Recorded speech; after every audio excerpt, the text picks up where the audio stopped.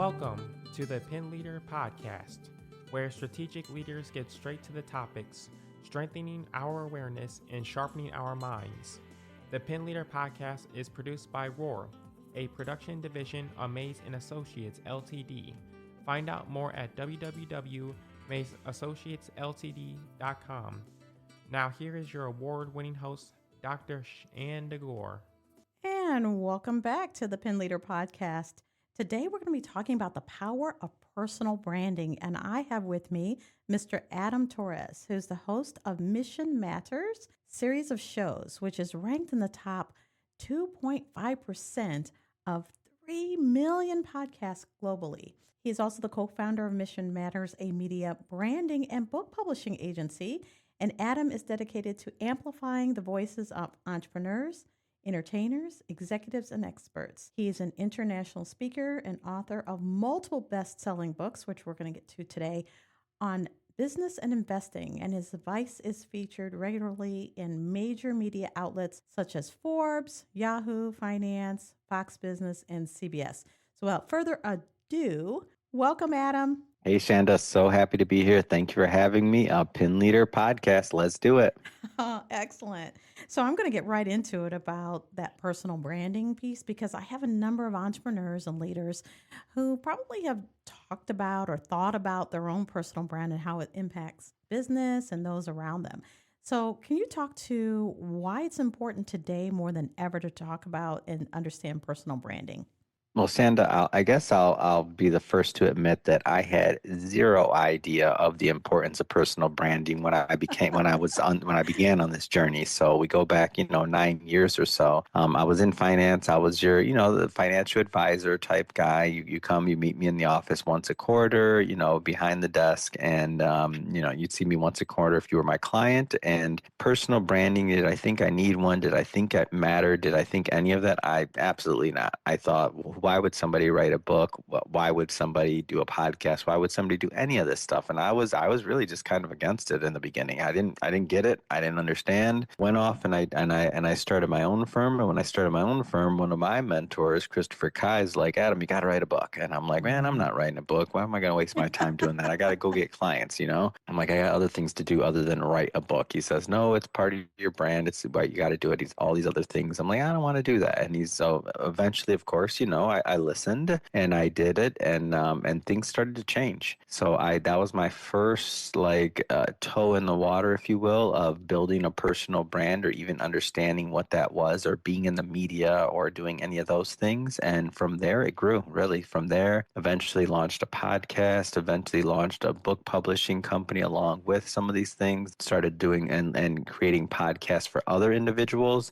And to date, we've launched over 200, going on 250 shows. And of course, our personal brand accelerator, where I teach in a group format, and then also some one-on-one, and I walk individuals through a personal branding accelerator and help them build their personal brand from beginning to whatever level they're aiming to achieve. And so I guess you could say I went from one end of the spectrum of not even believing, understanding, or really even knowing what a personal brand was, to now the other side of the spectrum, to where not only am I an advocate, but I've just benefited tremendously from building both my personal brand and from helping other individuals build their personal brand. And I see it. I see what happens now. I see the amount of good that can be done in the world with it. I see how that translates into great content. And also, ultimately, the name of our company, Mission Matters. Our aim and our goal and our culture is centered around helping others both achieve their missions and also to expand the vision of what kind of mission they feel is possible. It's all kind of built into this,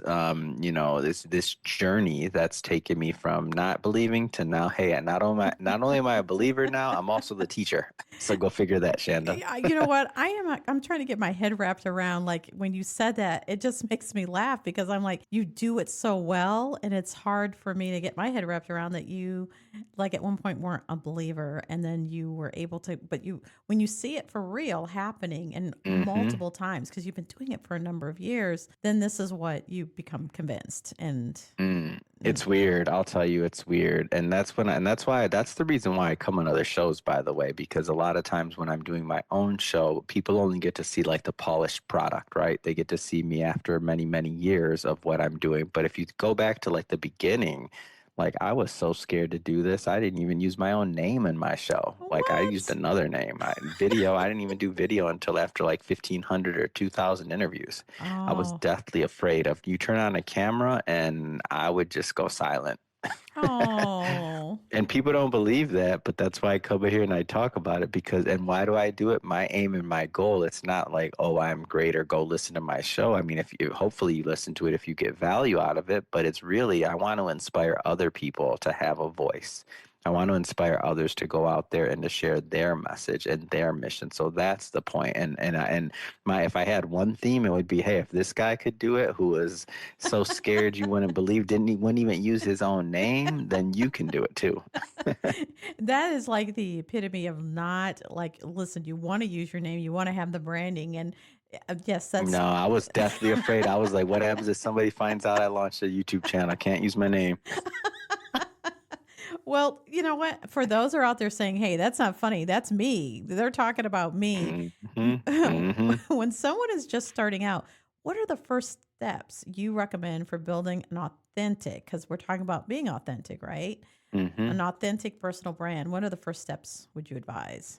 First thing I like to how I like to back into this, and we go in our personal brand accelerator. This is one of the beginning modules, and that's also it's kind of writing out your goals and deciding like what's the point of you even building a personal brand. Like, so I'll give you an example. Some of the people that have been through our accelerator, I had a call earlier today. There's a gentleman who's a pretty high level executive in a really big company, like Fortune 100 company, and he's trying to figure out what his next. He's gotten to the point where he's 4 or 5 years in on that position, and he feels that he has more to offer, Mm-hmm. and he feels that he has more to give. And he's not coming from a selfish thing. He just has more talent and more things that he wants to do. So we're developing a personal brand around his goals, and that he wants to continue. And he's looking at maybe his next role being in leadership at another maybe company. So now what does that look like? How does he have to brand himself so that when he goes into those interviews, or when he's being headhunted at his level, people are looking at him for that as a transformational leader, right? Mm-hmm. So that's one example. And the thing that I like to tell my business owners, and once they get this, then they really get it, is this.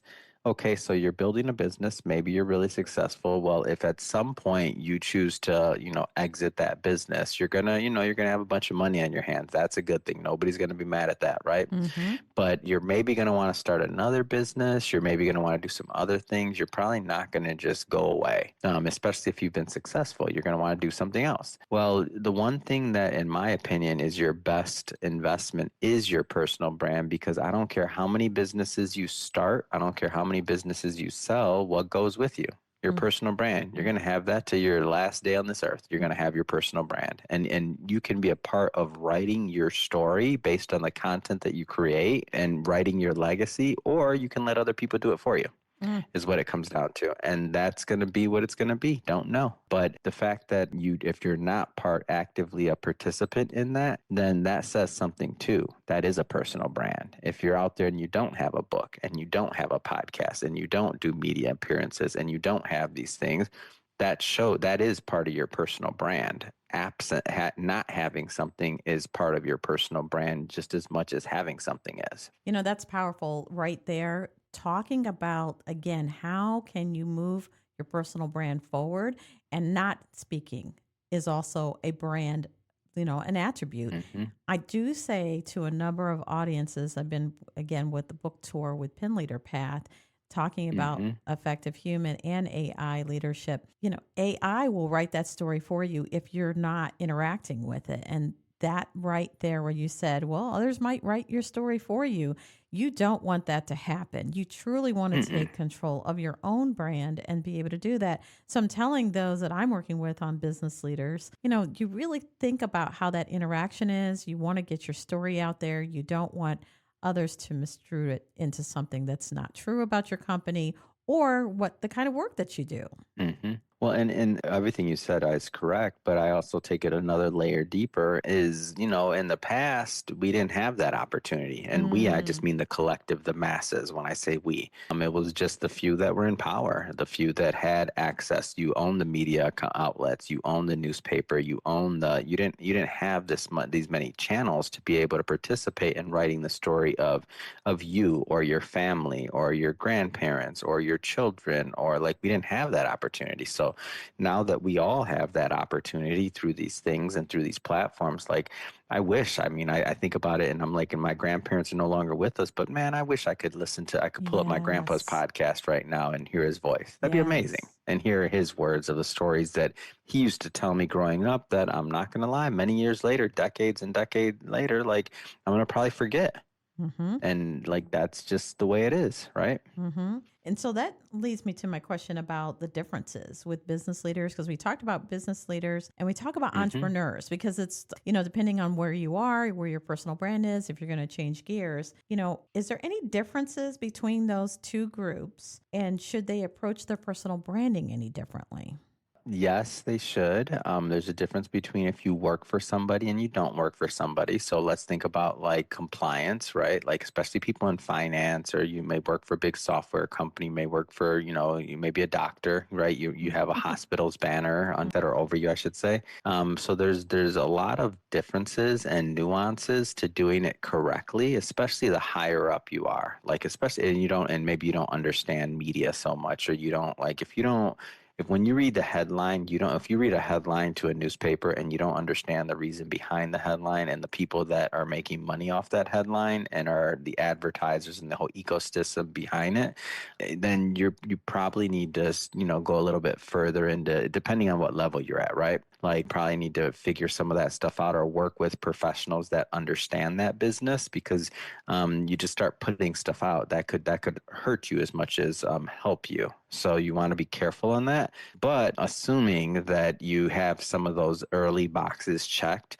as long as you're leading with authenticity and long as you have like a goal in mind. If you don't have a goal, if you're just creating content for the sake of creating content, if you're just out there, then maybe, figure out what that goal could be. And it might not even be related to your business, by the way. So you might be a business owner that wants to create a personal brand, but you don't really want to tie that far into your business. I've seen many people that created personal brands and had, things that they did that on the side where you knew what they did, but they didn't necessarily create content just around their business. An example could be, let's just say you're a realtor and you're like, but I like cooking. I don't want to create content around this and that. I want to do, a cooking show. I want to do some other things. Well, guess what? You do a big cooking show. You can guess who the sponsor can be, right? Like you can Mm, still plug your business. You can still work things in there, but the one thing that I would say doesn't work is when you take all the personal out of the personal brand. mm, So meaning by like if you don't, and that I struggled with and I still do struggle with, is adding personal into what I do, because my work is just kind of all encompassing, like doing interviews and the media side of what I do. It's pretty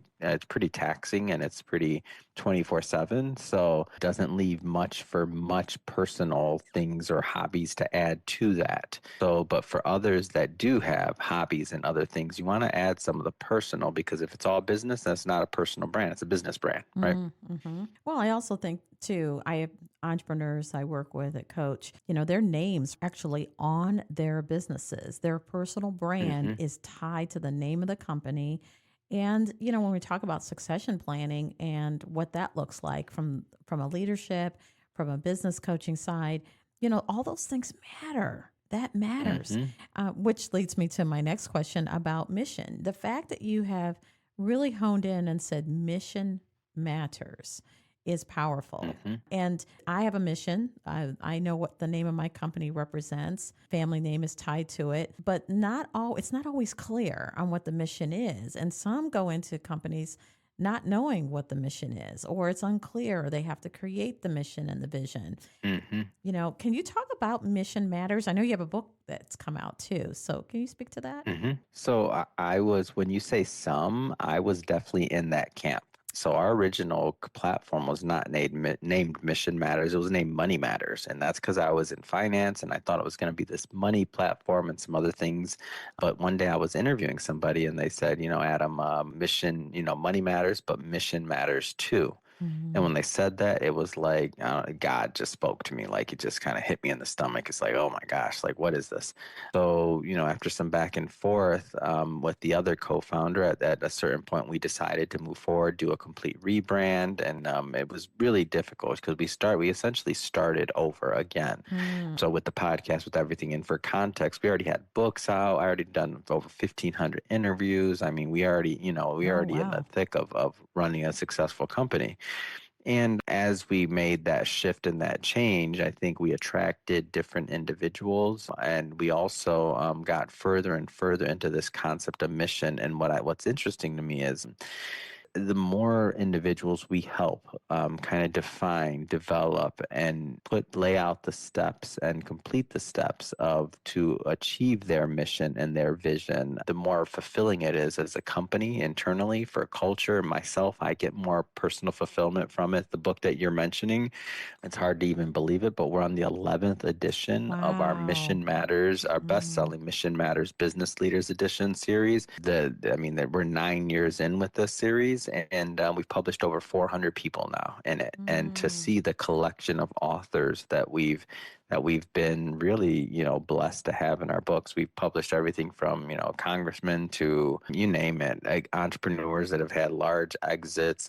I mean, the list goes on and on. And the fun part about it is now all of these legacies are intertwined too. And so in helping them get their story out there to achieve their mission, we're also self-fulfilling our mission as a company too, to amplify and elevate their stories. So it's been this, if I could call it this, it's almost like a flywheel of missions.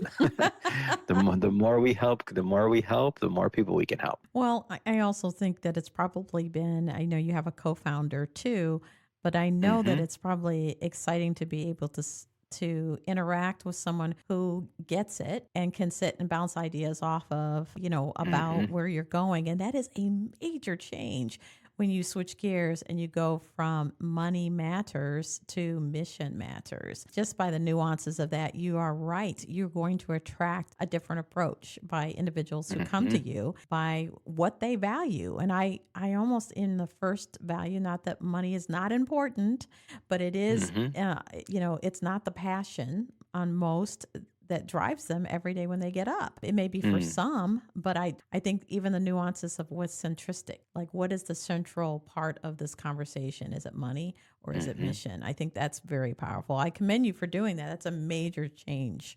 That was all God. I'm not taking credit. Like, there's no way.